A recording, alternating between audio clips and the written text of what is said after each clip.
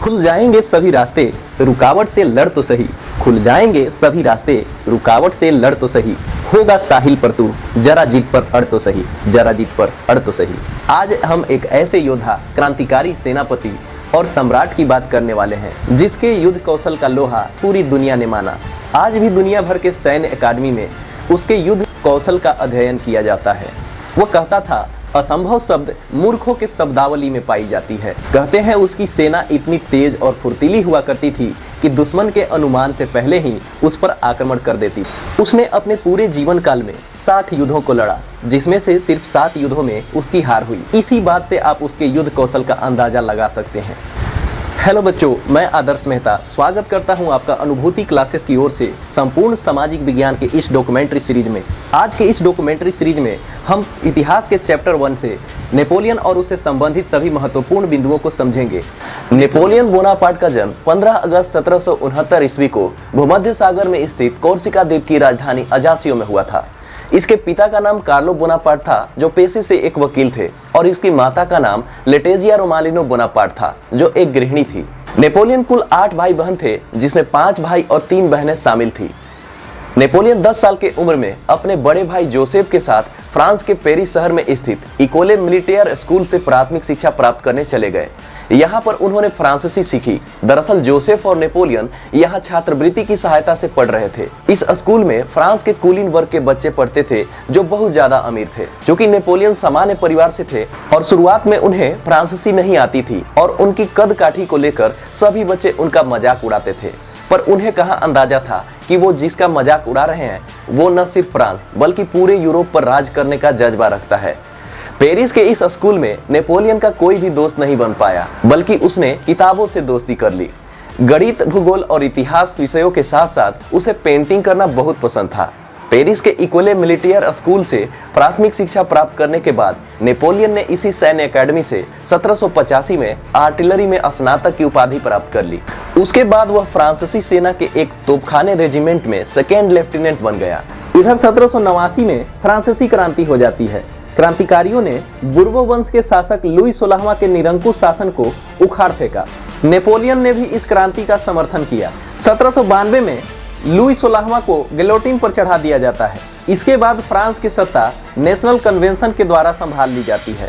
National convention में Jacobins के द्वारा सरकार बनाई जाती है, जिसका नेता मैक्सिमिलियन रोबेस्पियरे था। मैक्सिमिलियन रोबेस्पियरे के द्वारा 1793 से 1794 में आतंक का राज कायम किया जाता है। दरअसल जैकोबिन्स के विरोधियों का दमन करने के लिए रोबेस्पियरे ने शक के आधार पर हजारों निर्दोष नागरिकों की भी हत्या करवा दी थी।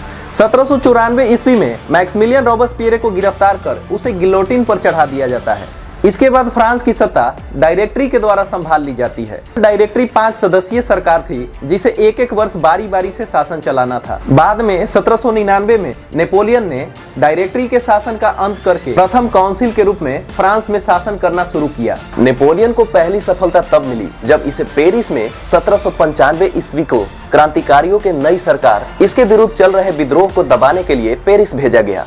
नेपोलियन ने राजतंत्र के समर्थक विद्रोहियों पर तोप के गोले बरसाना शुरू किया।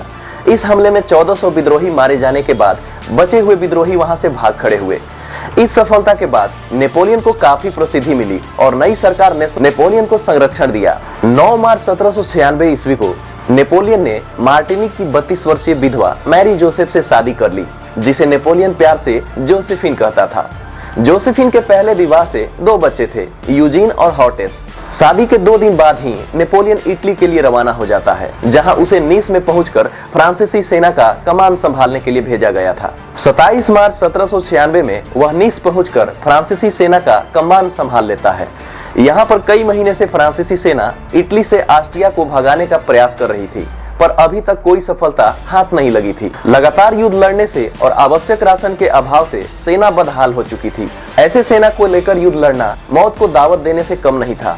नेपोलियन अपने सेना का मनोबल बढ़ाने के लिए उनके बीच खाता पीता, उनके बीच सोता जगता, उनके बीच जोशीले भाषण देता। वह अपने सेना का मनोबल बढ़ाने में कामयाब हो गया। अब उसकी सेना उसके लिए मर मिटने को तैयार थी। जल्द ही नेपोलियन की सेना ऑस्ट्रिया को पराजित कर इटली से बाहर खदेड़ने में सफल हो जाती है। इसके बाद 17 अक्टूबर 1797 ईस्वी को फ्रांस और ऑस्ट्रिया के बीच कैंपो फॉर्मियो की संधि होती है।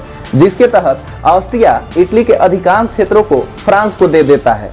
इटली विजयी के बाद नेपोलियन जब फ्रांस लौटा तो उसकी स्वागत एक हीरो की तरह की गई।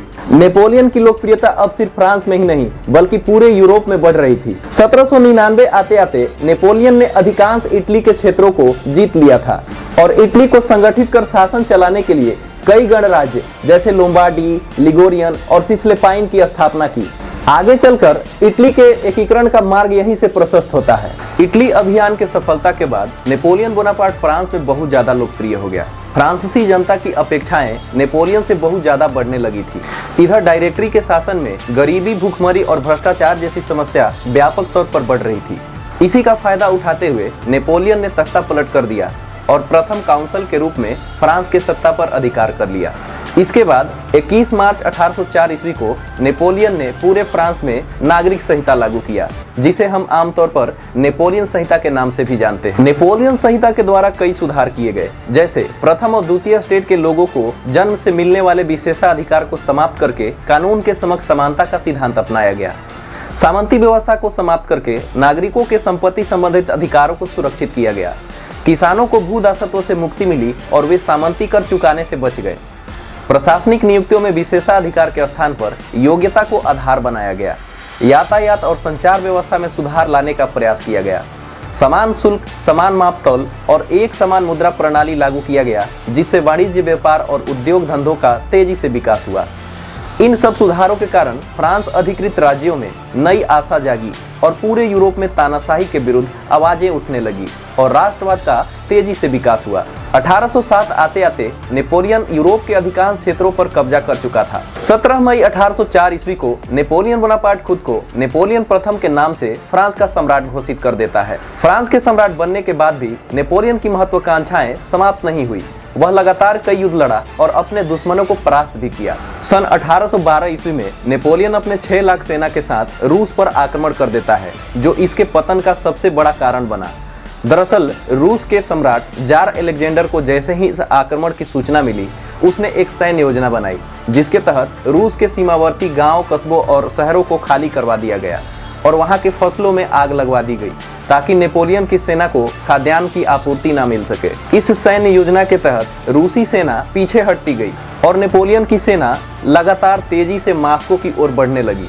इस वक्त रूस में शरीर को जमा देने वाली कड़ाके की ठंड पड़ रही थी। जब किसी प्रकार फ्रांसीसी सेना मास्को पहुंचती है तो पूरा का पूरा शहर वीरान पड़ा हुआ था। नेपोलियन अपने सेना के साथ मास्को में 2 महीने तक इस उम्मीद में बैठा रहता है कि जार अलेक्जेंडर आत्मसमर्पण कर देगा, लेकिन जार अलेक्जेंडर आत्मसमर्पण करने के बजाय साइबेरिया चला गया था। इधर नेपोलियन की सेना के पास ना तो पर्याप्त राशन था और ना ही जरूरत की अन्य चीजें। अब नेपोलियन की सेना भूख, ठंड और महामारी जैसी समस्याओं से लगातार घटती जा रही थी। नेपोलियन को अब महसूस होने लगा था कि जार अलेक्जेंडर आत्मसमर्पण नहीं करने वाला है। नेपोलियन ने रूस की सीमा से बाहर निकलने का निर्णय किया। जब नेपोलियन अपने बचे हुए सेना के साथ वापस लौट रहा था तो उस बचे हुए सेना को रूस के सेना का छापामार युद्ध झेलना पड़ा, जिससे नेपोलियन की सेना और घट गई। नेपोलियन जब रूस आया था तो उसके पास 6 लाख सेना थी। अब नेपोलियन जब रूस से वापस जा रहा है तो उसके पास सिर्फ 1 लाख सेना बची थी। नेपोलियन ने अपने हठ धर्मिता के कारण 5 लाख सेना गंवा दिया। रूस अभियान के असफल हो जाने के कारण नेपोलियन की सैन्य शक्ति काफी कमजोर हो चुकी थी। असफलता का समाचार पाते ही जर्मनी में फ्रांस से बदले की भावना जागने लगी। जर्मन राइन संघ के लोग अपने प्रदेश को नेपोलियन के नियंत्रण से मुक्त करने के लिए संघर्ष के लिए तैयार हो गए। जर्मन संघ में नेपोलियन के विरुद्ध राष्ट्रवाद का जबरदस्त उबाल आया। दरअसल 1806 ईस्वी से पहले जर्मनी 300 से भी अधिक छोटे छोटे क्षेत्रों में बटा हुआ था, जिसे 1806 ईस्वी में नेपोलियन ने 39 राज्यों में संगठित कर जर्मन राइन संघ का स्थापना किया था। जर्मन राइन संघ का सबसे बड़ा और शक्तिशाली राज्य ऑस्ट्रिया और प्रसा था। रूस अभियान के बाद नेपोलियन जब फ्रांस लौटा तो जर्मन राइन संघ का एक राज्य प्रसा नेपोलियन के विरुद्ध 1813 ईस्वी में युद्ध की घोषणा कर दी, परंतु नेपोलियन की सेना ने प्रसा के सेना को पीछे धकेल दिया। इसके बाद रूस के सम्राट जार अलेक्जेंडर के नेतृत्व में प्रसा, ऑस्ट्रिया, इंग्लैंड, रूस और स्वीडन ने छठे गठबंधन बनाकर 16 अक्टूबर 1813 ईस्वी में एक साथ नेपोलियन के विरुद्ध सैक्सोनी प्रांत के लिप्जिंग में युद्ध किया। इस युद्ध को लिप्जिंग का युद्ध या राष्ट्रों का युद्ध के नाम से जाना गया। इस युद्ध में नेपोलियन बुरी तरह से हार गया। इसके बाद 11 अप्रैल 1814 को फाउंटेनब्लियू की संधि हुई, जिसके तहत नेपोलियन के समूचे तंत्र को ध्वस्त कर दिया गया और नेपोलियन को इटली के मुख्य भूमि से 10 किलोमीटर दूर भूमध्य सागर में स्थित एल्बा द्वीप पर निर्वासित कर दिया गया और फ्रांस में बुर्बो वंश के शासक लुई 18वां को सम्राट नियुक्त किया गया। नेपोलियन के निर्वासन के बाद यूरोप के समस्याओं को सुलझाने के लिए 1814 ईस्वी में ऑस्ट्रिया के चांसलर मेटरनिख के नेतृत्व में ऑस्ट्रिया की राजधानी वियना में एक सम्मेलन का आयोजन किया गया, जिसे वियना सम्मेलन या वियना कांग्रेस के नाम से जाना गया। इस सम्मेलन में फ्रांस की भौगोलिक सीमा वही तय कर दी गई जो नेपोलियन अभियान से पहले हुआ करती थी। अब लुई 18वां फ्रांस का शासक तो बन चुका था, परंतु उसके अव्यवस्थित शासन से फ्रांसीसी जनता असंतुष्ट थी। जैसे ही यह खबर नेपोलियन को मिलती है, नेपोलियन एल्बा से भागकर फ्रांस आ जाता है। वह फ्रांसीसी जनता का समर्थन पाकर फिर से सैन्य शक्ति को संगठित करके पेरिस पर आक्रमण की योजना बनाता है। जैसे ही लुई 18वां को नेपोलियन की आने की भनक लगती है, लुई 18वां पेरिस छोड़कर इंग्लैंड भाग जाता है। इस प्रकार एक बार फिर से फ्रांस का शासक नेपोलियन बन जाता है। नेपोलियन के सम्राट बनने की खबर जैसे ही पूरे यूरोप में पहुंचती है, वियना कांग्रेस को फिर से नेपोलियन का भय सताने लगता है। फिर से नेपोलियन से निपटने के लिए आपसी मतभेद को भुलाकर ऑस्ट्रिया, प्रसा, रूस, ब्रिटेन और अन्य यूरोपीय शक्तियों ने 7वीं गठबंधन का गठन किया और जून 1815 ईस्वी में नेपोलियन को पराजित करने वाटरलू के मैदान में पहुंच गए। इस वाटरलू के युद्ध में नेपोलियन बुरी तरह से हार गया। इसके बाद 20 नवंबर 1815 ईस्वी को पेरिस संधि हुई। इस संधि के द्वारा फ्रांस पर 7 मिलियन फ्रैंक का भुगतान करने का आदेश दिया गया और नेपोलियन को अटलांटिक महासागर में स्थित एक सुनसान टापू सेंट हेलेना पर निर्वासित कर दिया गया। वहीं पर 6 वर्ष बाद 2 मई 1821 में पेट के अल्सर के कारण नेपोलियन बोनापार्ट की मृत्यु हो जाती है। इस प्रकार 1799 से शुरू हुआ नेपोलियन युग का अंत 1815 में हो जाता है। 1815 में हुई पेरिस संधि के द्वारा फिर से बुर्बो वंश के शासक लुई 18वां को फ्रांस का सम्राट नियुक्त किया जाता है और यहाँ से आगे 1848 तक मेटरनिख युग चलता है। तो प्यारे बच्चों, आगे भी यह डॉक्यूमेंट्री का सिलसिला यूं ही चलता रहेगा। अगर आप इस चैनल पर नए हैं तो चैनल को सब्सक्राइब कर दीजिए और हाँ, अगर इस वीडियो से कुछ अच्छी जानकारी मिली हो तो इस वीडियो को लाइक जरूर कर दीजिएगा। फिर मिलते हैं अगली वीडियो में नई डॉक्यूमेंट्री के साथ। तब तक के लिए जय हिंद।